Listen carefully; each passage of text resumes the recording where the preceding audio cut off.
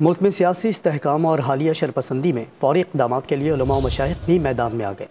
Press conference کرتے ہوئے علماء و مشائخ نے پرزور انداز میں کہا کہ جن لوگوں کو شرپسندی کے الزام میں گرفتار کیا گیا ان کے خلاف فوجی عدالتیں بنائی جائیں تاکہ ان کو رہائی نصیب نہ ہو۔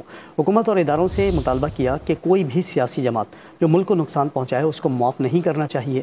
یہ بھی کہا کہ مضبوط طریقے سے فوج اور ملک کے دفاع کے لیے لاہ عمل بنانا چاہیے تاکہ آئندہ شرپسندی کو روکا جا سکے۔ نے ان واقعات کی منصوبہ بندی کی ہے، جن لوگوں کو گرفتار کیا جا رہا ہے۔ ایسا نہیں کہ آج آپ گرفتار کریں اور کل سیشن جج ان کو چھوڑ دے، کل سول جج ان کو چھوڑ دے۔ ان کے خلاف سپیشل ملٹری کورٹس بنائے جائیں، دہشت گردی کے کورٹ بنائے جائیں تاکہ ان کو رہائی نصیب نہ ہو۔ حکومت سے اور اداروں سے کہتا ہوں کہ کوئی بھی سیاسی جماعت ہو ملک کو نقصان پہنچاتی ہے، قومی اداروں کو، قومی تنظیمات کو نقصان پہنچاتی ہے تو اس کو معافی نہیں ہونی چاہیے۔